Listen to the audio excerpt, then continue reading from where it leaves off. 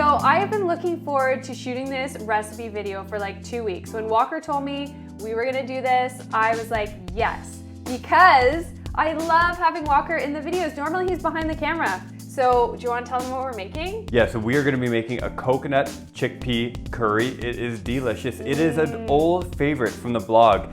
It's been on the blog for what, years? 10 years? Yeah, 9, 10 years? Yeah. Except we came across it the other day and we were like, wow, that photo is terrible. I'm sure I took it on some like old iPhone. And in my brain, I probably thought it was like amazing. And then yeah, when you stumble back and look at it. I know. Well, you know what though? But it was such a good recipe that even with that terrible photo, it's still much loved by us. It's much loved by the community. Totally. And it's something that we make all the time. So we thought, let's revamp it. Let's touch it up a little bit for 2021 and make this recipe.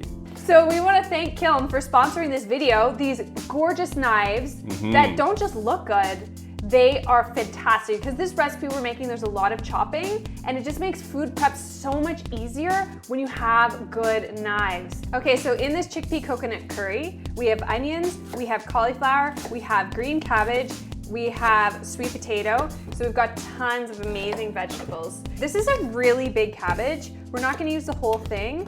I'm gonna use about 1/3 of it. Walker, wow. I am very impressed. Oh wait, don't do that yet. Oh. You want to heat up your pan first. Oh, I thought it was already heated. No, it hasn't heated yet. We should have done that earlier. What were we doing? Yammering on. Yammering on. Okay, so first we're going to melt some coconut oil. So we get a nice slick surface. And I would suggest using a nice big pot for this. You could also cook this in a slow cooker too. It's up to you. These knives are made of German steel. They are Canadian made and they are more affordable than like, we used to have other knives which shall remain nameless, like pretty expensive. And these are not as expensive and like way better quality.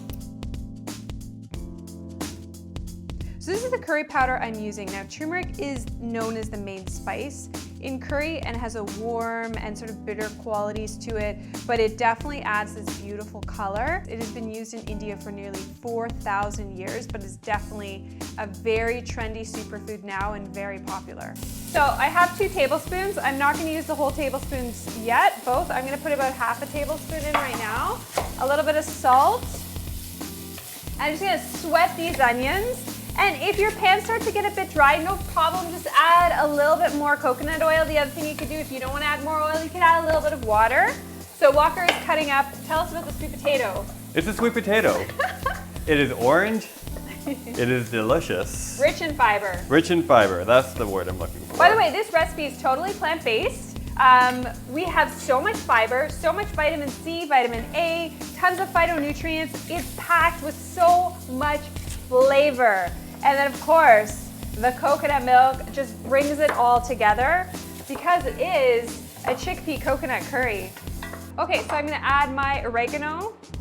If you don't have oregano, no problem. Or if you don't like oregano, just use any other. You could use thyme, you could use dried parsley. Just have fun with it. There are no rules. Okay, so the sweet potato is gonna take a little bit longer to cook.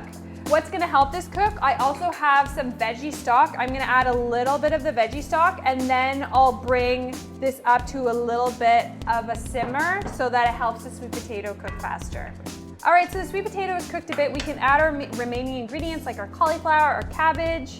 And we're using chickpeas as our protein source, but if you want to use an animal protein, you could throw in some shrimp or really anything else that you want to.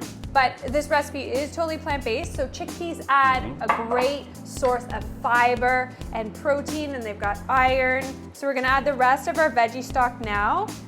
Okay, so we'll add the rest of our curry powder. We'll add some pepper, because that helps to like add some heat to it. Hot chili flakes. We have a 5-year-old who thinks that, well, ginger is spicy. Ginger can be spicy.